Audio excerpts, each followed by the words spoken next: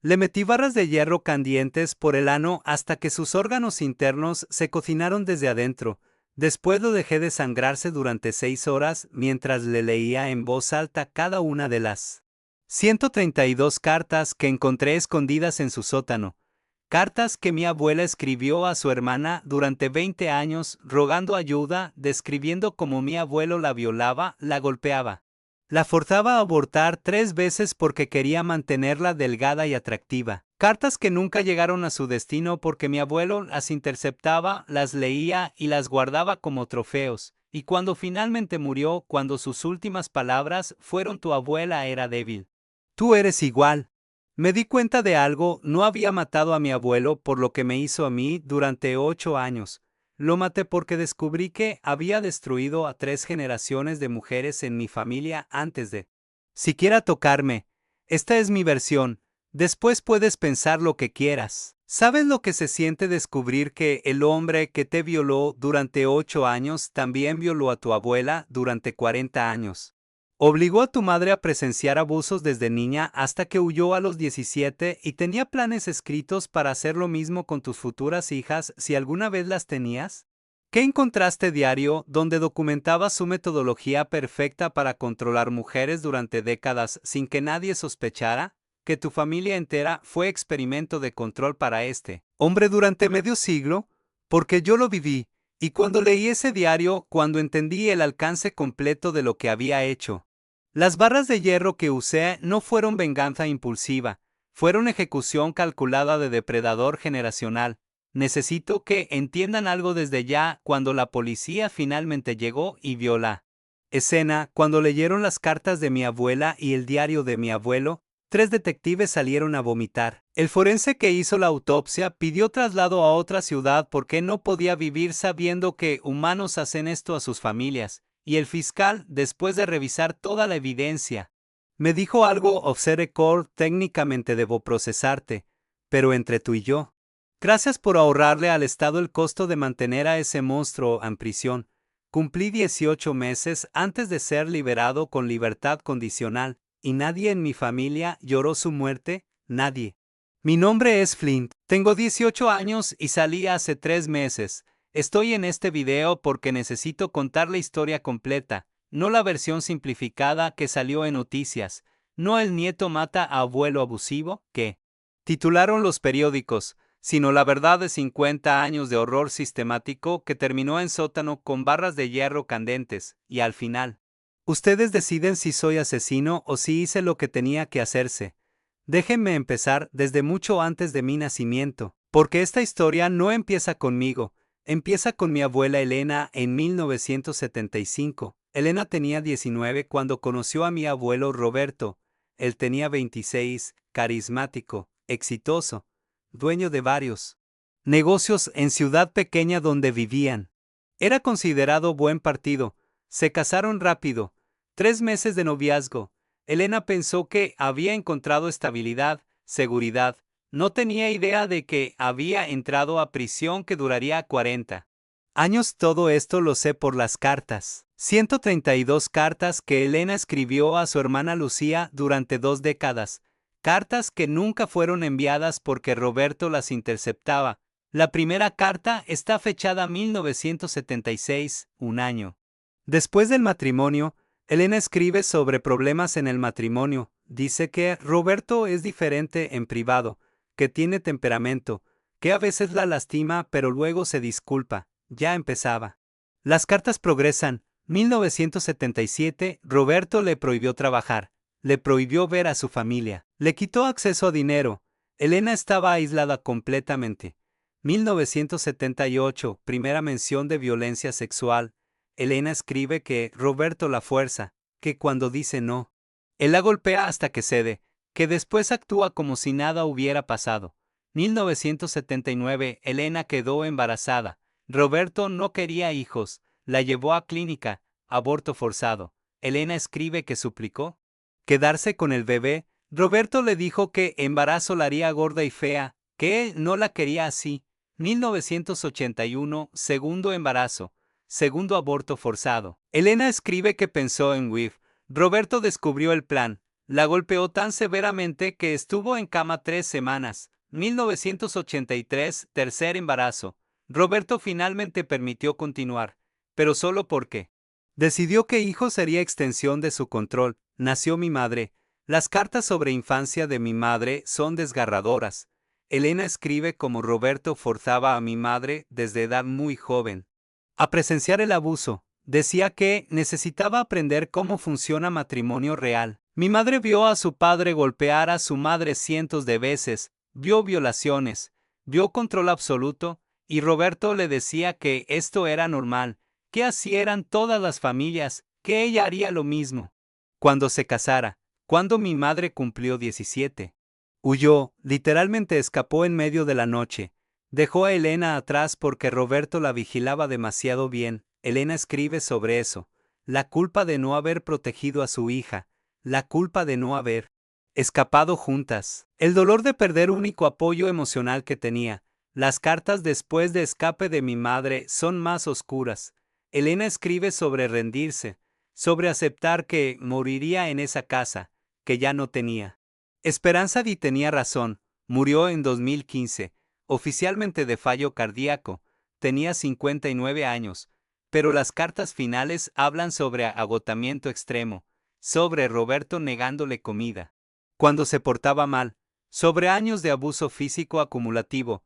Elena no murió de fallo cardíaco, murió porque Roberto la mató lentamente durante 40 años. Mi madre nunca habló sobre su infancia. Cuando yo pregunté sobre abuelo cuando era niño, ella se ponía rígida. Cambiaba tema, eventualmente aprendía a no preguntar. Mamá se mudó lejos, construyó vida nueva, se casó, me tuvo. Intentó olvidar, pero cuando cumplí 10, papá murió en accidente de auto. Mamá quedó sola conmigo, sin recursos, sin familia cercana, y Roberto apareció. Después de años sin contacto, apareció ofreciendo ayuda. Decía que habían pasado muchos años, que lamentaba lo difícil que fue crianza de mi madre, que quería hacer las paces. Mamá no quería aceptar, pero estábamos en situación desesperada, sin dinero. Punto de perder casa. Roberto ofreció solución, podíamos mudarnos con él, casa grande, sin pagar renta. Él nos mantendría mientras mamá buscaba trabajo estable. Mamá aceptó con condición, ella estaría ahí, no me dejaría solo con él nunca. Roberto aceptó. Nos mudamos cuando yo tenía 10. Casa enorme en afueras, aislada. Igual que cuando Elena vivía allí, los primeros meses fueron tensos pero manejables. Roberto era educado, distante. Mamá nunca lo dejaba solo conmigo, pero a los 6 meses, mamá consiguió trabajo, trabajo que requería viajes ocasionales. 2, 3 días fuera. Le rogó que no aceptara, pero necesitábamos dinero. Y Roberto insistió que yo estaría bien, que él había cambiado. El primer viaje de mamá. Roberto esperó hasta que ella se fue, y esa primera noche me violó. Tenía 10 años y medio. No entendía qué estaba pasando. Solo sabía que dolía y estaba mal. Me amenazó igual que amenazó a Elena. Si hablaba, mamá sufriría, perdería trabajo, perderíamos casa. Sería mi culpa. Tenía 10 años. Le creí. Durante siguientes 8 años.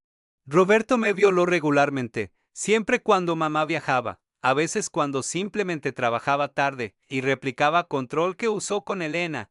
Me aislaba, controlaba mis movimientos, revisaba mi teléfono, no me dejaba tener amigos cercanos. Mamá notaba cambios en mí, me preguntaba qué pasaba, pero yo seguía amenazas de Roberto, decía que estaba bien, solo extrañaba a papá. Ella me creía porque quería creer, porque admitir alternativas significaba enfrentar que había fallado en protegerme del mismo monstruo que destruyó su infancia. A los 16 empecé a planear escape, como mamá había escapado. Esperaría a cumplir 18 y huiría, pero entonces encontré el sótano. Roberto siempre mantenía sótano bajo llave, decía que ahí guardaba cosas importantes, documentos, objetos de valor. Un día, cuando ambos estaban fuera, encontré llave, escondida en su escritorio. Bajé y encontré archivo completo de su vida, las 132 cartas de Elena, todas interceptadas, todas guardadas, organizadas por fecha. Un diario que Roberto llevaba, 50 años documentados. empezando desde antes de conocer a Elena. El diario era perturbador en su detalle. Roberto escribía sobre su filosofía de control, cómo seleccionar víctimas, cómo aislarlas, cómo romper su voluntad sin dejar evidencia que autoridades pudieran procesar. Había sección sobre Elena, describiendo cada etapa de su control, los 40 años, cómo la mantuvo perfectamente sometida, cómo la mató lentamente sin que nadie sospechara. Sección sobre mi madre, cómo la entrenó desde niña a aceptar abuso como normal, cómo se decepcionó cuando escapó, pero cómo vio su escape como falla en metodología que corregiría con siguiente generación, y sección sobre mí, cómo había planeado todo, aparecer después de muerte de papá, hacer ayuda, traernos de vuelta, todo calculado para tener acceso a mí. Escribía sobre mis primeros 8 años con él, evaluaba su progreso en controlarme, se comparaba con lo que había hecho con Elena, y lo peor, tenía sección llamada Generación Futura. Escribía sobre cómo yo eventualmente tendría hijos, probablemente hijas, y cómo él se aseguraría de tener acceso a ellas, continuaría su experimento de control generacional, planeaba hacer con mis futuras hijas lo que hizo con Elena, mi madre. Y yo, 4 generaciones de su experimento. En ese momento algo en mí se rompió, no solo rabia, sino entendimiento claro. Este hombre no pararía nunca. Había pasado 50 años perfeccionando su sistema, y planeaba continuar hasta morir naturalmente. No podía simplemente escapar, porque si escapaba, encontraría forma de continuar, con otros, con futuras generaciones. Necesitaba terminar esto permanentemente. Pasé 2 meses planeando, no podía ser impulsivo. Necesitaba hacerlo de forma que asegurara su muerte, pero también exponiera todo. Compré barras de hierro, las escondí en bosques cerca de casa. Esperé momento cuando mamá estaría fuera 3 días, viaje de trabajo que no podía cancelar. El primer día que se fue, actué, drogué comida de Roberto, sedante fuerte que conseguí online. Colapsó en su cuarto, lo arrastré al sótano. Al mismo sótano donde había guardado secretos durante décadas, lo até, desnudo, en centro del sótano, donde todos sus archivos nos rodeaban. Fui al bosque, traje las barras de hierro, las calenté en fuego que había preparado. Cuando despertó, estaba confundido, desorientado. Intentó hablar pero lo amordacé. Saqué su diario, las cartas de Elena, las puse frente a él. Vas a escuchar todo, dije, todo lo que hiciste durante 50 años. Y empecé a leer cada carta de Elena, cada entrada de su diario, en voz alta, obligándolo a confrontar décadas de horror que había infligido. Lloraba, no, de remordimiento, de rabia de que lo confrontara.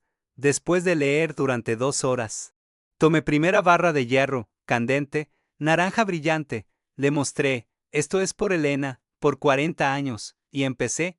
No voy a detallar exactamente qué hice, solo diré que, durante siguientes 6 horas, usé esas barras para causarle dolor interno masivo, el tipo de dolor que no deja marcas externas obvias pero destruye órganos. Cada hora representaba década de su actividad, 50 años, 5 barras, cada una calentada hasta candencia, cada una usada de forma más brutal que anterior, entre cada aplicación. Leía más cartas, más entradas de diario, forzándolo a escuchar su propio horror documentado. Para cuarta barra estaba en shock, apenas consciente, pero lo mantuve despierto. Necesitaba que experimentara todo. Quinta y última barra fue peor, porque sabía que sería fatal. Daño interno sería irreversible antes de usarla. Le quité mordaza, últimas palabras. Le dije, respiraba con dificultad, sangraba internamente, sabía que moriría, y sus últimas palabras fueron exactamente lo que esperaba de monstruo sin remordimiento. Tu abuela era débil, tu madre era débil, tú eres igual, todos débiles. En ese momento entendí que hice bien. Este hombre no tenía humanidad.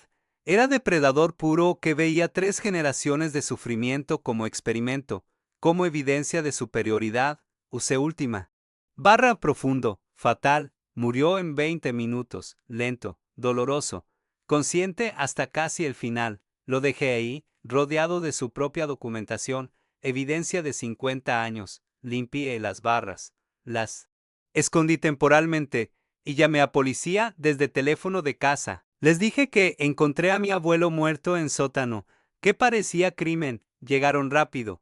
Vieron escena. Inmediatamente sospecharon de mí. Vivía ahí. Éramos los únicos dos en casa. Me arrestaron, pero les dije que revisaran el sótano cuidadosamente, que había cosas que necesitaban ver. Investigaron, encontraron todo, las cartas, el diario, 50 años documentados. También encontraron evidencia médica. Autopsia mostró daño interno causado por objetos calentados, tortura brutal. Confesé casi inmediatamente, no tenía sentido negar, evidencia era clara, pero también presenté contexto. Les mostré secciones específicas del diario, las partes sobre Elena, sobre mamá, sobre mí, sobre planes para futuras generaciones. La investigación se expandió. Confirmaron muerte de Elena, exhumaron su cuerpo, encontraron evidencia de abuso crónico, fracturas que habían sanado mal, desnutrición. Contactaron a mamá. Ella finalmente habló sobre su infancia, sobre presenciar 40 años de abuso de Elena, sobre escapar a 17.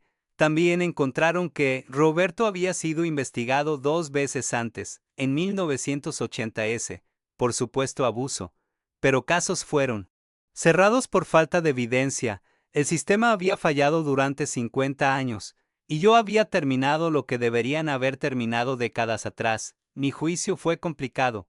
Fiscalía tenía que procesar. Había torturado y matado a alguien brutalmente, pero defensa presentó todo. 50 años, 3 generaciones, planes para 4ª generación, falla institucional múltiple. Psicólogos testificaron sobre trauma generacional, sobre cómo víctimas sin opciones a veces toma acción extrema. Jurado deliberó 4 días. Me declararon culpable de homicidio voluntario, pero con circunstancias atenuantes masivas. Sentencia: 5 años. Elegible para libertad condicional después de 18 meses. Cumplí 18 meses exactos. Buen comportamiento. Terapia intensiva. Salí hace 3 meses. Mamá y yo estamos reconstruyendo relación. Es difícil. Ella carga culpa de no haberme protegido, de haberme llevado de vuelta a esa casa, pero yo no la culpo. Roberto fue maestro de manipulación.